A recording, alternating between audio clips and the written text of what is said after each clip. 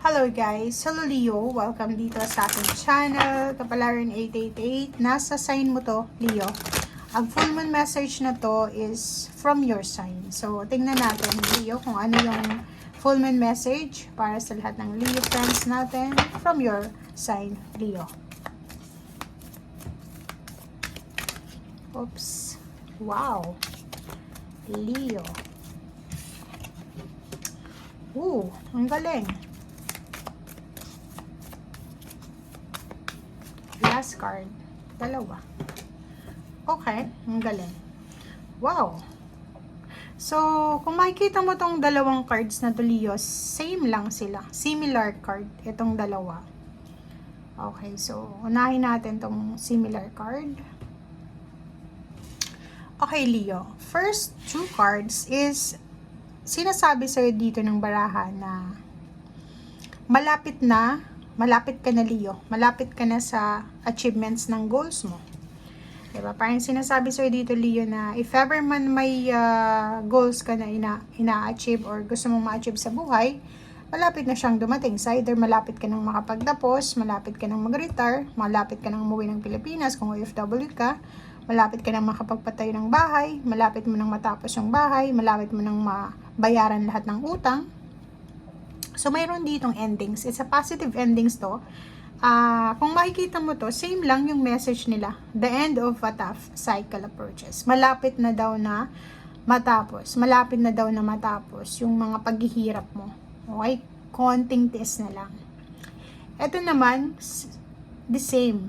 If ito paghihirap mo, ito naman sinasabi na malapit mo nang ma-achieve yung goals mo. So, malapit ka nang makaalis sa mahirap na situation and malapit mo na rin na makuha or ma-achieve yung mga goals mo sa buhay. So,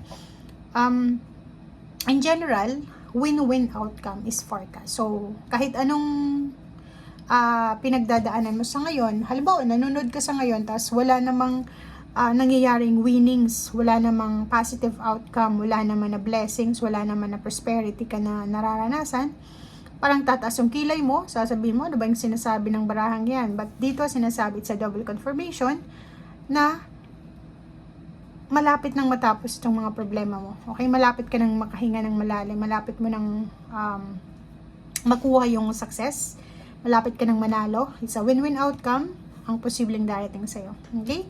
And if ever man na may Leo ditong feeling nyo walang nagmamahal sa inyo, feeling nyo pinapabayaan kayo ng mga tao sa paligid nyo, huwag kang mag-alala kasi ikaw and your loved ones are safe and you're loved.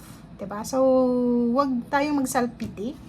Huwag nating, parang huwag tayong maging negative kasi sayang yung winnings na parating, yung outcome, positive outcome na parating. Okay? And if ever man na nag-aalala ka para sa pamilya, para sa safety ng family, para sa future ng family mo, huwag kang mag-alala kasi safe na safe kayo. Okay? So, yun. Thank you.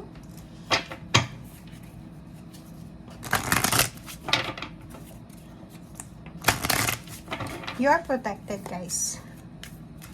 Okay, kumuha tayo dito ng one card. Okay, spells and rituals. So dito, sinasabi ng barahan na kailangan mong mag-pray, mag-manifest. Kailangan mong alagaan ang sarili mo. Physical health, yun yung sinasabi. Pinaka-importante dito is physical health care, self-care.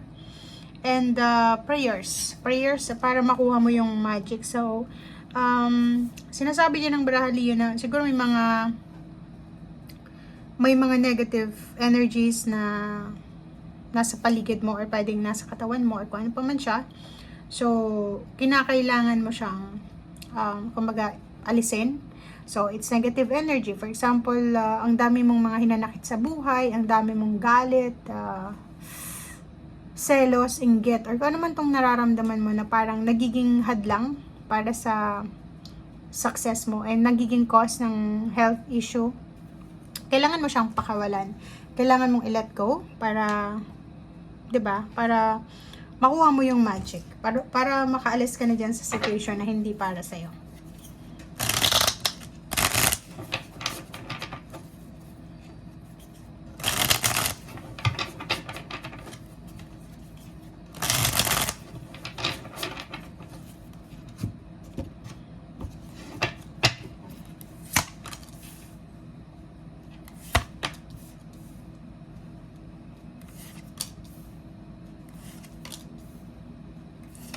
Okay, Leo. Meron ditong Leo na siguro nangihinayang ka kasi 4 of Cups to, or nangihinayang or naghihintay. It's either may Leo dito, ang tagal-tagal nyo nang naghihintay para sa promotion, salary increase, contract, renewal, or pwedeng naghihintay ka ng relationship kung ikaw ay naghihintay ng karelasyon or may kasal. Sinasabi ng baraha dito na huwag kang mag-alala, 'di ba? Huwag mong alalahanin, baka yung iba sa inyo dito kasi nagiging negative. Iniisip nila na kaya siguro hindi ako makapasok-pasok sa isang company, kaya siguro hindi ko makuha kasi hindi ako magaling, parang gano'n. So, nagkakamali kayo kasi itong magician na to, everything is perfect. Everything is everything happens for a reason. So, if ever man may mga disappointments ka, may mga gusto ka na hindi mo nakukuha, pasensya, kailangan muna nating magpasensya, or pwedeng tatas yung kilay mo, sasabihin mo, 10 years na ako naghihintay na walang trabaho. Sinasabi ng barahan na patience is virtue. So, if ikaw ay sobrang mapasensya, maghihintay ka talaga, 'di ba? So, wag kang panghinaan ng loob. And kailangan mo, may mga situation kasi sa buhay natin na pag hindi natin nakukuha yung gusto natin, nagiging magagalitan tayo, nagiging yung palagi tayong nakataas yung boses natin, stress, or may anxiety, or pa man. So, iwasan mo yun. Mag-relax ka, okay? Take care of your health. Kasi parating na eh, 'di ba? Kung makikita mo dito, malapit mo nang mahawakan yung pera. Meron ditong 10 of Pentacles, pwedeng lump sum ng pera, retirement, inheritance, or pwedeng isang napakalaki siyang proyekto if you're negosyante, self-employed, freelancer, isang malaking negosyante, or isang malaking negosyo siya, or isang malaking kontrata na pwede mong permahan kasi mayroon ditong libra eh. Pwede din itong contract signing ito na win-win outcome, or pwedeng panalo ka sa kaso kung may kaso kang kinakaharap. And at last, makukuha mo yung pera, mahahawakan mo yung pera na minamanifest mo. Kung makikita mo dito, sinasabi ng barahan na ready na. Etong magician na to, yung mga kailangan mo is ready na siya. And if ever man na hindi pa siya ready sa ngayon, ipoprovide siya sa'yo ng universe, ng Panginoon. So be patient. Yun lang yung kailangan mo sa ngayon is maging mapasensya. Lalo na itong King of Pentacles, kailangan natin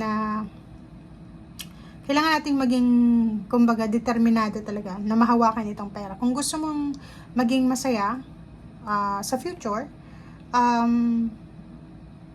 hintayin mo yung tamang timing, perfect timing ba? And wag mong aalisin yung pagiging mapasensya mo kasi dun ka talaga masisira. Pag yung mga taong walang pasensya, sila yung mga taong maraming kaaway, maraming, alam mo yun, masasamang salita na lumalabas sa bibig. So, yun ang kailangan na iwasan mo. Okay? So, kailangan mong mag-cultivate ng peace, kailangan mag-cultivate ng patience para harmonious yung paligid mo. Emotional man yun or financial. Okay? Thank you guys. Bye!